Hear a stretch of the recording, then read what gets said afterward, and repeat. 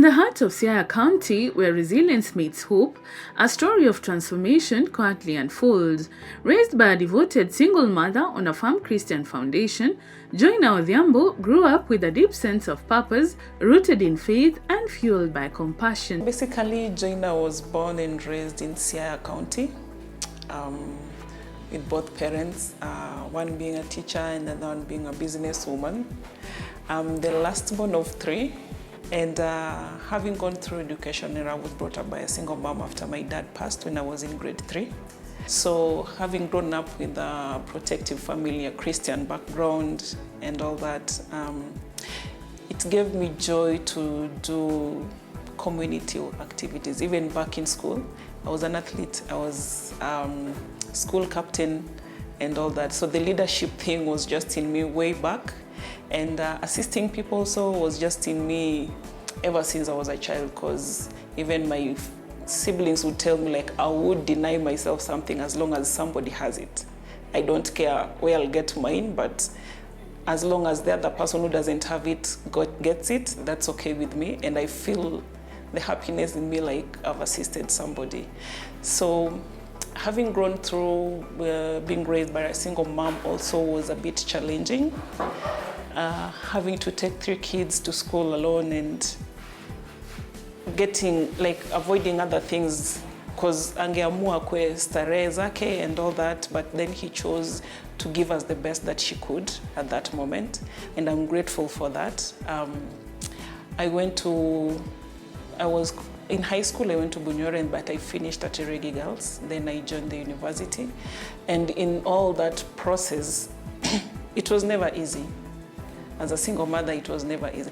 It's not like I lacked. I had all that was sufficient for me at that moment. I cannot say that I grew up in like a poor background, no, but the struggle is still there. You can see the efforts the mother used to put in and having to hold on something for another thing to progress. During my internship, I got internship here in Kibera. There was an organization called, how do you call it? Kenya Youth Foundation. So KYF introduced me to the world of humanitarian work. I went there to do my internship in finance and administration. But then I got the opportunity, for some reasons I got the opportunity to be in the field. You know, they do field work, they do peace building, they used to do peace building, there was community empowerment, we visit homes and all that. So I got the chance to be in the community, specifically in Kibera and Mathare. I used to ask my boss how he manages to assist all these people, because the office was like flowing with youths, especially those who are on drugs, who are being like abused. There's like, if you see families out there, it was crazy. So some would even sleep in the office, like, because they fear going back home. The dad would come back drunk and all that, all those cases. It was just overwhelming. So in that process, my 1 year of, my 3 months of attachment there, I got to learn a lot. And somehow, somewhat, I got interested. And afterwards, funny enough, I finished, and after graduation, they called me back. They wrote me an email and they requested if I can come back and work for them. So I was like, yes, this is an opportunity for me. So I went there, and we were enrolled with other people. So we started working together at the same time. And that 1 year, I may say, was my 1 year of employment, but also my 1 year of me resigning from employment world. Like, it just changed everything, the perspective of me and how I see things and I act upon them. There's a school called Orthodox, and through that school, I got like 6 kids. I started paying school fees for those kids, like full package, uniform, learning materials, school fees, everything that they needed for studies. So I used to do that all the time. Anytime I walk on the street and I see a child, I would like get interested, get to see their homes and follow up, you know. Then, najikuta tu, nimeamua, let me take this kid to school, let me help this woman start a business. Then along that line, I thought, why not? I can do this in a bigger way. So by October 2018, I got the certification as a foundation. And I went for a foundation because with foundation is open. You can work anywhere within Kenya and outside Kenya. So with that, I got through my friends, I got a team from Swiss, and through them we could like resource funds and do projects and activities in Kenya. And basically I started with sponsorship, because education to me, that's the only thing you can easily give a child. You know, that's the only weapon unaweza pea mtoto akienda huko nje. Knowledge is power, you know. So that was my target when I started this organization. That is the backbone of Smiles of Ayo. In 2018, that belief came to life. Joyner founded Smiles of Ayo, which stands for happiness, an organization driven by a simple but powerful mission to positively impact society through education and empowerment. Smiles of Ayo means, the word Ayo means joy, happiness. So I just started to give smiles of joy, smiles of happiness, like to make at least a smile on the faces of people who are, you know, they feel they're not worthy, they feel they cannot do stuff by themselves, those who need support. Like, it takes so little to make somebody smile. So that's where I came up with the Smiles of Ayo. Majorly, we major in education, we major in empowerment, feeding programs to schools, and that also include Christmas hamper. We do give Christmas hampers as much as it's, because we believe it's a celebration season, but not everybody can afford it. So normally we do Christmas hampers. We provide food stuff to the families, but these are not just the ones that are in the program. This is for everyone. Like, I don't need to choose. I just say, leo naenda Kawangware, I'll feed families from Kawangware. I'm in Mathare, I'll do that. So in Nairobi, we work in these different slums: Kawangware, Kangemi, Mathare, and Kibera. That's where we are. But outside, we also have programs in Mombasa, to be specific. We have program in Busia, and Nyanza we have many in Kisumu activities. We don't still have offices yet, but we have other programs going on, like empowerment through partnership with other organizations. We can carry out mentorship programs. We have our students learning all over. So we don't choose schools for them. Penye gava imekupeleka, that's it. But majority of primary are within Nairobi. So after that, when they go to high school, whichever school umeitwa, that's where you'll go. We also do medical camps. In a Saidia community, they can know their status, they can know their health, they can check their health, and for that we can manage wanatibiwa hapo kwa camp. We also have nurturing of talents, and kwa hii nurturing of talents, we have different activities. Like we have chess, we have guitar, instrument, dance classes and all that. But now this one we partner with schools. And I'm just happy to say that one of our own is participating in the chess competition. And last year, I think she was position 4 countrywide. So it was a great achievement, and I'm proud of her. She's a girl. And yeah, it's doing great. Also, another program that we just started recently, Our Baby in the House, is this one. So this, it's called Timotenda. And this basically, we started it to appreciate one of our main sponsors that passed. Yeah, Timotenda is the short name of the sponsor. Alikuwa anaitwa Timothy.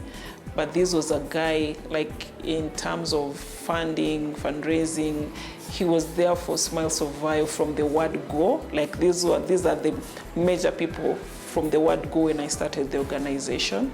And he was this guy, like, would say something and does it. You know, he says and he does it and follow up and make sure that it happens. So in his memory, and because he wanted really to change the community, and he was like, Jojo, we can do this. If you're doing it, if I'm taking a coffee, one phrase he used to say, like, if one cup of coffee can feed a family for the whole day, make it make sense. And for him, make it make sense was that he can forgo that cup of coffee. So out of that, we decided to start this program, and he was targeting youths. and single mothers. From orphans to underprivileged women and youth, Smiles of Ayo has become a beacon of hope, creating opportunities where none seem to exist. I've changed a lot of lives, that I can say for sure, in our own little way that we could, despite the challenges, especially during pandemic, because 2018 and then pandemic 2020, it was like ilidrift vitu mingi. So many sponsors wali stop, because getting sponsorship is not easy. Getting somebody to sponsor like 5 kids at a go, it's not easy. So hiyo pia ili to shake kidogo, but I thank God tulisimama, like we are still here, we are still surviving. We used to have like almost 80 kids, but right now, to be specific, we have like 62 kids right now who are in the program, sponsorship program. But before pandemic, I used to have like, when I started, I was having like 182 kids. But after pandemic, our funds like went down, and it's something ili hit worldwide. It's not something ili hit region moja ikacha kwingine. So, but they're starting to come back. That's a good thing. Someone like, give us time, we recollect ourselves, we'll reach out. For Alpha Sochingwa, being a volunteer here is more than just service. It's about touching lives, building futures, and working with people through their journey. The organization imenisaidia palipakubwa sana. Hata sijui hata sasa ningekuwa wapi. Imenisomesha kuanzia primary hadi high school. Azima mapenzi tu ya Mungu. Hana tu kuniuliza vile familia yangu iko, background yangu, hadi akakuja kutembelea familia yangu, je vile ninaendelea. Na penye nakaa ni pazuri. Sasa nilo unapata nimefukuzwa shule. Anatoa nusu yake, nusu ya school fees ananilipia. Na nimebaki hata mzazi wangu anang'ang'ana pia analipa. Mimi nimezaliwa huku ghetto, nimegrowia huku. Nini primary ilikuwa tu fiti, nilimaliza, nilifika high school, ni issue ikaanza kwa happen home, nini. Nzai kwenda kuwea, hivyo tu ndo nikadrop, ilibidi tu ndo asomeshe watoto wanakam. Kukaa home si rahisi, unaweza ingia kwa vitu hutaki. Shule na kuavoid na vitu mingi sana. At least siko kwa vitu mingi za drugs nini. At least na learn kitu ya mkono, najua nitapewa cash. Hivyo tu. Na Joyner nilimjua tu hivyo vile nilikwambia the first time. At a certain point, she was the one paying me end month. Yes. We used to work for Kenya Youth Foundation, 2012, 2013, 2014, 2015. She was the one handling money. So everything that I was doing for Kibra, she was the one paying me. So she was my boss. Beneficiaries are selected through a careful, heartfelt process, each case evaluated on merit, need, and potential impact. Our first priority is that he's a single parent. He's a total orphan. We also consider single parents, whether a mother or a father, as a single parent you are. Number 3, we consider the health of the child. They're those kids who have chronic diseases. They're those kids who are born with some disease like HIV, or they have other really bad diseases. We also consider that. And then there is this category of both parents, but still they cannot make ends meet. So, and for us to know which category you fall into, I personally do house visits. Like, my team can get a list of kids, but ile party ya kukrutinize mtu, now that is me. I'll go with them, they'll take me to those homes. We have forms that we fill. The guardian or the parent has to fill it. The details about the child, background of that child, like number of siblings, if you're the single mom, no parents, both parents are alive, what the parents do for a living, and then the number of siblings also has to be featured in, and the health of the child. If the child still doesn't know his health, we'll take that initiative to do clinical checks, medical report has to be given to us because our sponsorship comes with a package, C2 mambo na masomo peke yake. It comes with a package of medical cover. The journey was not easy. The early days were marked by doubt.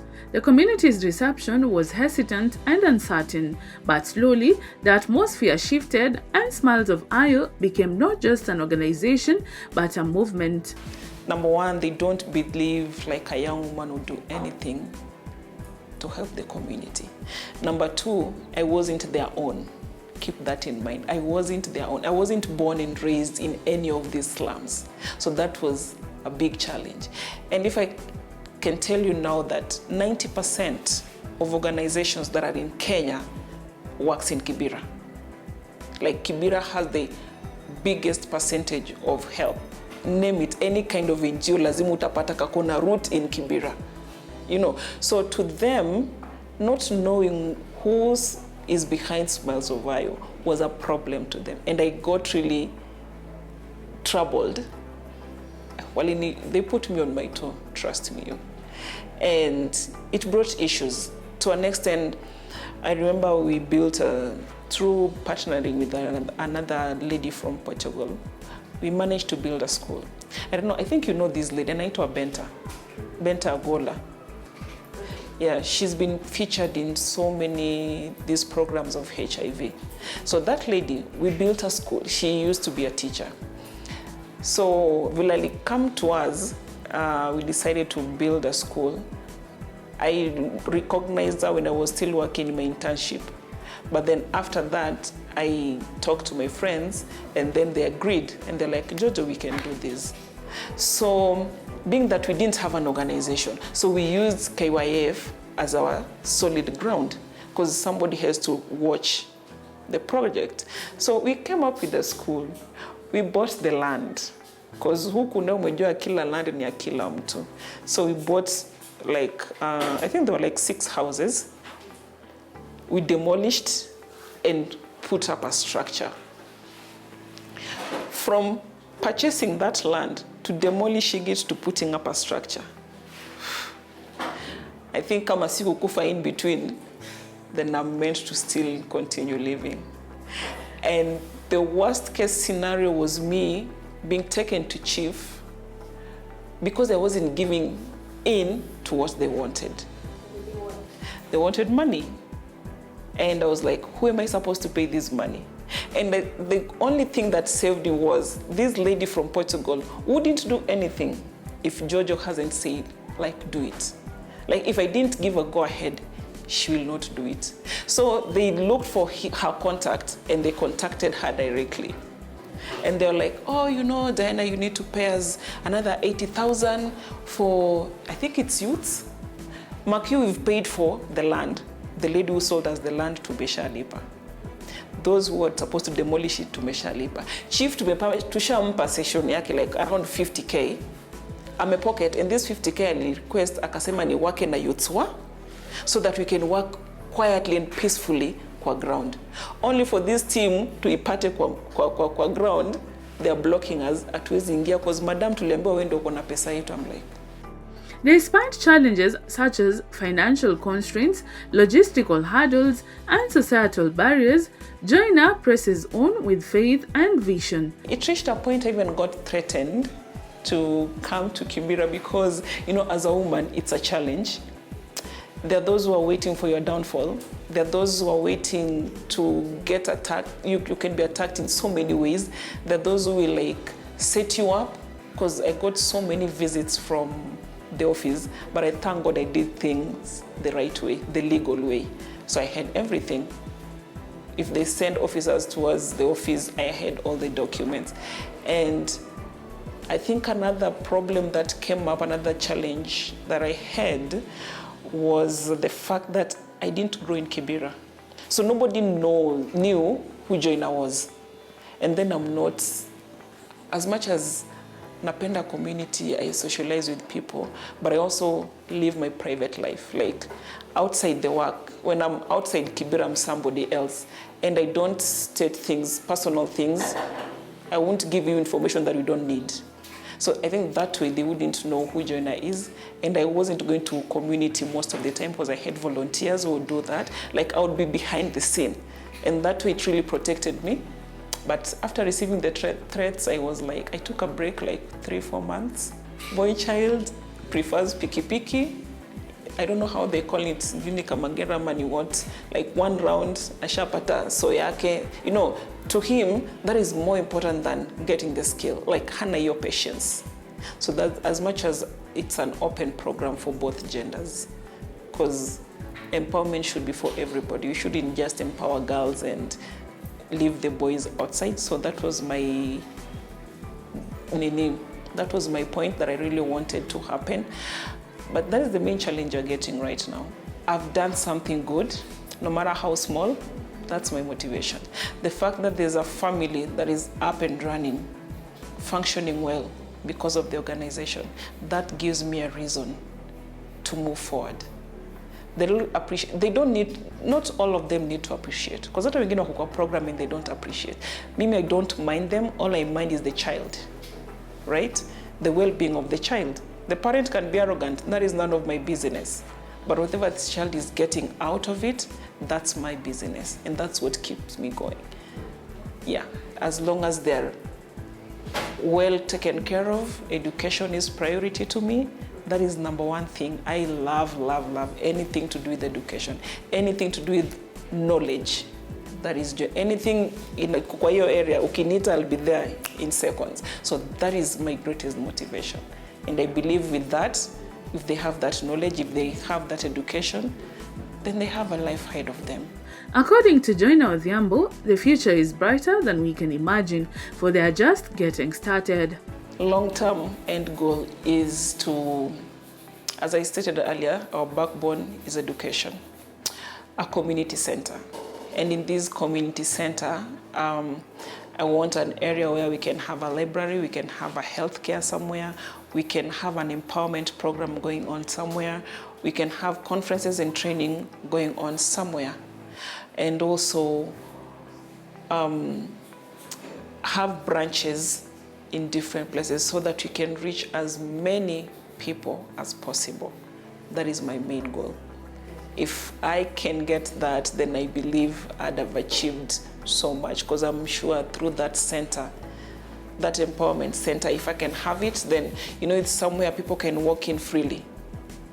You have a computer session, you want to learn about computers, it will be there. You want a healthcare, something, you'll get it there. You want a library to learn, to do your research, you'll get it there. You want an empowerment area, you'll get it there. So having these in one space, that is my main goal. Then having branches and working in more areas, not just the 3 places, and even in the 3 places, working in different areas will be a great ideal thing, and I'm hoping I could do that in partner with other organizations, because you can never do this alone. Smiles of Ayo, a light born in Siaya, is now shining across lives. I want to thank my family, because despite everything, the ups and the downs, before the organization even started, they gave me the motivation.